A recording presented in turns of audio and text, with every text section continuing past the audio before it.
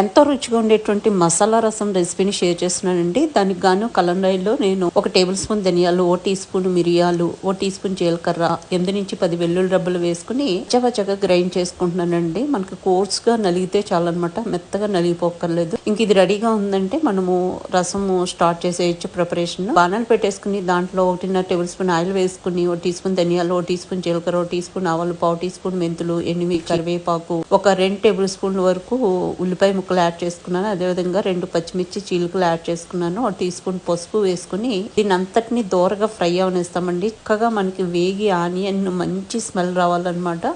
ఉల్లిపాయ ముక్కలు చక్కగా వేగిపోయినాయండి. ఇప్పుడు 2 మీడియం సైజ్ టమాటాలు తీసుకుని క్యూబ్స్ లో కట్ చేసుకుని వాటిని యాడ్ చేసుకున్నాను. ఇప్పుడు దాన్ని కూడా కొంచెం ఫ్రై అవనిస్తామండి. కొంచెం ఫ్రై అయిన తర్వాత మనము ఆల్రెడీ గ్రైండ్ చేసుకున్నటువంటి మసాలా పౌడర్ ఏదైతే ఉందో దాన్ని ఇక్కడ యాడ్ చేసేసుకుంటాం అనమాట. ఇదేనండి మంచి రుచిని, మంచి ఫ్లేవర్ ని మనకి ఈ రసానికి ఇస్తుంది. ముఖ్యంగా ఏదైనా నాన్ వెజ్ కర్రీ అంటే మటన్ ఇగురు కానీ, ఫిష్ ఇగురు కానీ, లేదా చికెన్ మసాలా కర్రీ కానీ ఏదైనా చేసుకున్నప్పుడు ఇది పక్కన కాంబినేషన్ లో చేసుకుంటే అదిరిపోతుందండి. అలా కాకుండా ఎప్పుడైనా మనకి జ్వరం వచ్చినప్పుడు, లేకపోతే ఒక్కొక్కసారి నోరు అరుచిగా ఉంటుంది, అలాంటప్పుడు కూడా ఈ రసం చేసుకుని వేడి వేడి అన్నంలో వేసుకుని తింటే ఎంతో బాగుంటుందండి. వేసుకున్న మసాలా 1 నిమిషం పాటు ఫ్రై అయిన తర్వాత మనకి ఎంత లిక్విడ్ కావాలో అంత లిక్విడ్ ఇక్కడ యాడ్ చేసుకుంటాం. నేను ఇక్కడ ఆల్మోస్ట్ 2 గ్లాసుల వాటర్ని యాడ్ చేసుకున్నానండి. దీంట్లోనే ఒక చిన్న కమలా సైజ్ చింతపండు నుంచి తీసుకున్నటువంటి చింతపండు జ్యూస్ యాడ్ చేశాను. అదేవిధంగా రుచికి సరిపడా సాల్ట్, కొంచెం కొత్తిమీర వేసుకున్న తర్వాత మొత్తం అంతా మిక్స్ చేసుకుని మనం ఈ విధంగా చక్కగా బాయిల్ అవనిస్తాం అనమాట. 8 to 10 minutes మనం మంచిగా మరగనివ్వాలండి.